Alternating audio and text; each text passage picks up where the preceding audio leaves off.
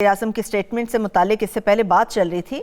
ہارون صاحب، transparency international کی report سامنے آئی ہے، اس رپورٹ کو آپ کس طرح سے دیکھ رہے ہیں؟ پھر اس کے بعد تجزیے کی طرف بڑھتا ہے۔ دیکھیے، اس سے پہلے دو باتیں آپ سرچ کر دو۔ پاکستان کے لیے جو عظیم اپرچونٹیز پیدا ہو رہی ہیں، اس میں ایک یہ ہے دہشت گردی کا خاتمہ ہو گیا ہے تقریباً، یعنی اکا دکا واقعات ہوتے رہیں گے۔ اتنی بڑی سرحد ہے اور اتنے عجیب و غریب دشمن سے ہمارا واسطہ ہے، اور ظاہر ہے وہاں جو افغانستان کی اشرافیہ وہ سو کالڈ جو نئی پیدا ہوئی ہے وہ افغان طالبان کے ساتھ امریکہ کے معاہدے کو قبول نہیں کرے گی۔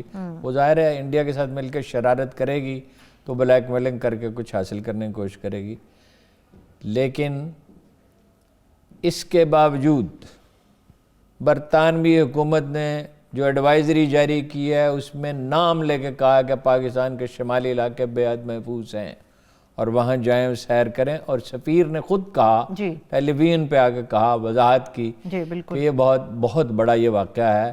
برٹش ایئر ویز نے، آپ کو پتہ ہے، اس سے پہلے ہی اپنی پروازیں شروع کر چکی ہے۔ ایک یہ ہے بہت بڑی خوشخبری پاکستانیوں کے لیے، جس سے شاید ہمیں آغاز کرنا چاہیے تھا، میرے ذہن سے اتر گیا۔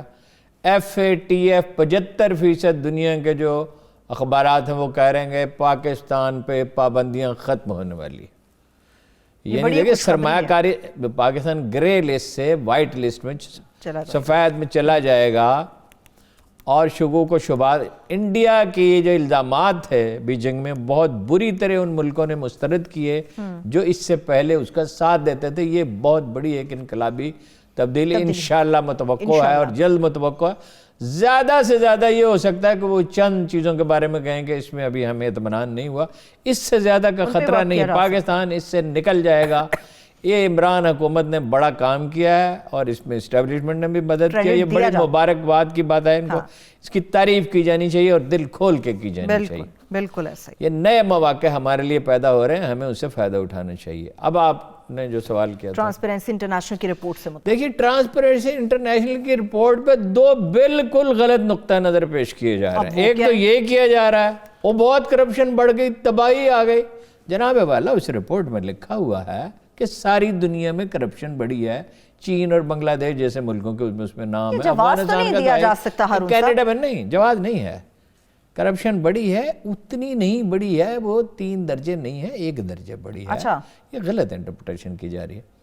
دوسری طرف فردوس عاشق امان صاحبہ کہہ رہی ہیں کہ یہ تو فراڈ ہے، یہ تو بالکل غلط ہے، یہ تو کرپٹ تو زرداری کی اور اس کی حکومت تھی، ویسے وہ زرداری حکومت کا دل و جان سے حصہ تھی، ہاں جی، اور ہنر کا مظاہرہ کرنے کا کوئی موقع وہ ہاتھ سے جانے تو نہیں دیتی تھی۔ آپ کی بات نے انہیں یاد کرایا ہے۔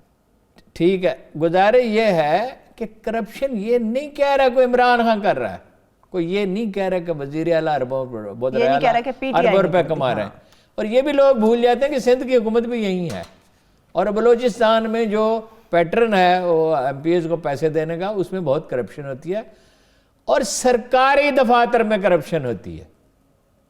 پولیس تو اسی طرح پیسے لے رہی ہے نا، خاص طور پہ اب تو جب ریاست کی رٹ کمزور ہو جائے، انتشار ہو، عدم تحفظ ہو، چین آف کمانڈ نہ ہو، وزیر اعلیٰ کا کوئی روب نہ ہو اور کوئی اکاؤنٹیبلٹی نہ، ویسے انہوں نے نیب کی تعریف کی ہے کہ نیب نے اپنا کام بحثیت مجموعی ٹھیک کیا ہے، اس میں ہم نقص بھی نکالتے رہتے ہیں لیکن بحثیت مجموعی ٹھیک ہے۔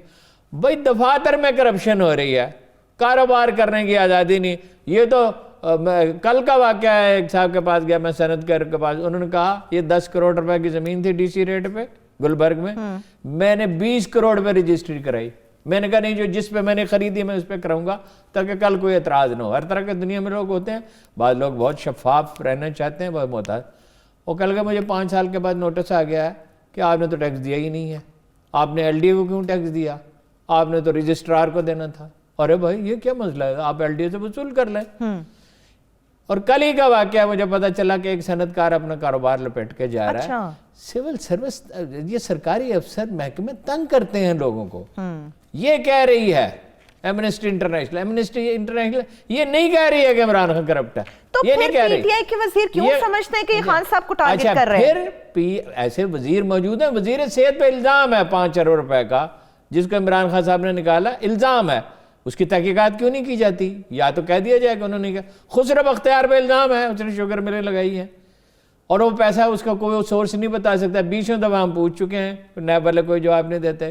BRT منصوبہ ہے, ایک تو چند منصوبوں میں ہے اور چند وزراء کے بارے میں ہے, ٹھیک ہے, کوئی وزیر اعظم کو نہیں کہہ رہا آپ کرپٹ ہیں یا آپ کر رہے ہیں, یہ نہیں کہہ رہا کوئی یہ کہ نواز شریف پہ تو فلمیں بنی, BBC نے فلمیں بنائی, 900 آرٹیکل ایک سال میں زرداری صاحب کی کرپشن پہ چھپے.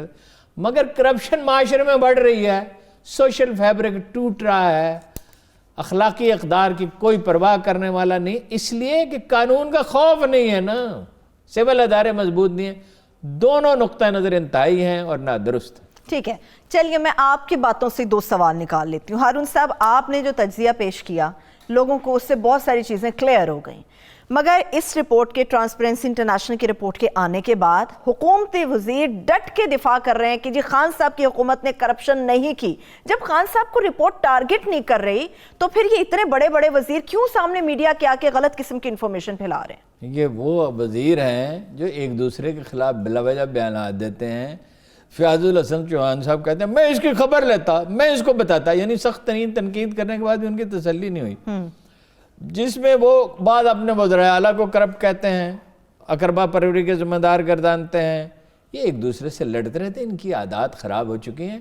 یہ شیخ رشید صاحب یہ تاثر دیتے ہیں کہ میرے بغیر حکومت کا کارخانہ نہیں چل سکتا, میں اور عمران خان ایسے ہیں, بس تم اور نواز شریف بھی ایسے ہی تھے, اور اس کی تو مشرف کے ساتھ بھی ایسے ہی تھے. کیوں ماضی یاد کراتے ہیں لوگوں کو؟ اور یہ کہتے ہیں جی میں ہمیشہ نمبر 1 کے ساتھ تعلقات رکھتا ہوں.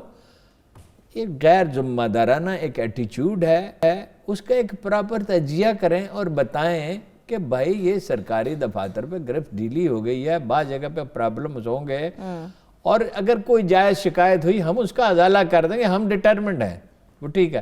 دوسری بات یہ بھی ہے, دیکھیں اس کا نام ہے تحریک انصاف, یہ کرپشن ختم کرنے کے نعرے پہ آئی تھی. بالکل ایسا, انہوں نے خود غیر معمولی توقعات پیدا کی کہ خان صاحب نے نہیں کہا تھا 90 دن میں کرپشن ختم کر دیں گے, ان کا سب سے بڑا دعویٰ تھا یہ. ٹھیک ہے, پھر کہا 100 دن میں, پھر کہا 6 مہینے میں, پھر 1 سال میں.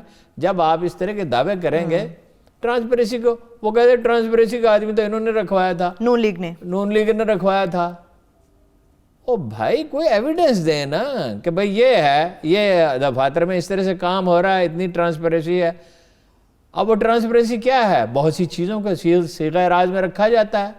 وہ جو 18 روپے 83 روپے آئے تھے, کتنے آئے تھے, وہ تو رکھے گئے اپنے صیغہ راز میں, اور اس کا تو کچھ بتایا نہیں گیا ہے, ٹھیک ہے نا. تو بھائی انتہائی نقطہ نظر, بس نہ چیخنے لگتے ہیں, ٹھنڈے دل سے غور نہیں کرتے. یہ بھی, اور اپوزیشن کو تو خدا ایسا موقع دے, یعنی شہباز شریف صاحب اس سے یہ تاثر دے رہے ہیں, اور نواز شریف اینڈ کمپنی, اور خواجہ آصف صاحب کہ ہم تو بڑے پارسا ہیں. اور خواجہ صاحب کتنے بڑے پارسا ہیں, اور دوسرے خواجہ صاحب کتنے بڑے پارسا ہیں, اور شہباز شریف اور نواز شریف اللہ کی شان. خدا کو نوازت ایک شعر پڑھا کرتے تھے, خدا کی شان کے کلچڑی گنجی حضور بلبل بستاں کرے نوازن جی.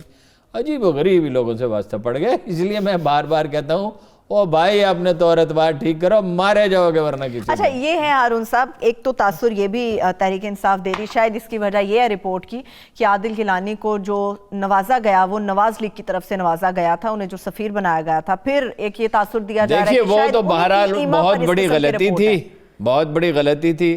اس کی عادل گیلانی صاحب بھی قیمت ادا کریں گے, اس کی ٹرانسپیرنسی انٹرنیشنل بھی قیمت ادا کرے گی.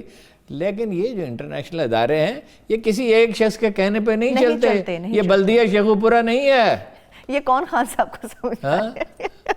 یہ بڑی اچھی مثال آپ نے دی. وہ خود نکالے جائیں گے. اگر عادل, فرض کیجئے ہم فرض کر لیتے ہیں 1 منٹ کے لیے عادل گیلانی اس کے ذمہ دار ہیں, تو وہ ٹرانسپیرنسی انٹرنیشنل سے نکال دیے جائیں گے, ان پہ کوئی بھروسہ نہیں کرے گا. یہ موجودہ حکومت کو, موجودہ وزیروں کو کون سمجھائے گا یہ بات؟ وزیروں کو سمجھانے کی ہمیں کیا ضرورت ہے؟ ہمارا فرض ہے ایمانداری سے تجزیہ کریں, آنیسٹلی. اس کے باوجود غلطی کا احتمال تو رہتا ہے کہ ہماری رائے غلط ہو سکتی ہے. ہمیں وزیروں کو سمجھانے کی کیا ضرورت ہے؟ نہیں, آپ کو وزیروں کو سمجھانے کی ضرورت نہیں ہے, لیکن مجھے بتائیں ہارون صاحب, یہ آپ ہر روز جب بھی مقابل میں بیٹھتے ہیں آپ آئینہ کیوں دکھانے لگ جاتے ہیں ان سیاستدانوں کو؟ کبھی شیخ صاحب کو آپ آئینہ دکھا رہے ہیں, کبھی فردوس عاشق اوان صاحبہ کو آئینہ دکھا رہے ہیں, آپ کیوں ایسا کرتے ہیں؟ اس سوال کا ایک بہت سادہ جواب ہے, سادہ ہی دے دیجئے. مجھے اس کام کی تنخواہ ملتی ہے. جنرل حمید گل صاحب کہنے لگے اللہ ان کی مغفرت کرے, بڑے بڑے اجلے, بڑے صاف ستھرے نفیس طبع آدمی تھے.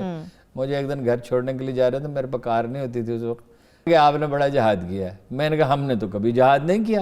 وہ ذرا اس پہ چونکے. میں نے کہا حضور تنخواہ ملتی ہے, جھوٹ بولنے کی تو نہیں ملتی, صحیح, سچ بولنے کی ملتی ہے. کوشش تو کرنی چاہیے. بعض تجزیے ہمارے غلط بھی ثابت ہوئے, ٹھیک, اور بڑے بڑے تجزیے عمران خان سے جو امیدیں وابستہ میں نے کی تھی اور جو ان کا جناب مشتراشر تھا وہ تو صحیح ثابت نہ ہو اچھا, سکا. چلیے لیکن ہمارا فرض یہ ہے, مگر میں ایک بات پہ آج بھی قائم ہوں, اگر یہ تھرڈ آپشن کریٹ نہ ہوتا, کرپشن کا مسئلہ کبھی اتنا اجاگر نہیں ہوتا جو اصل ہدف تھا. خیر یہ ایک الگ موضوع. چلیے بہت شکریہ ہارون صاحب, آپ کے بھی وقت کا اس کے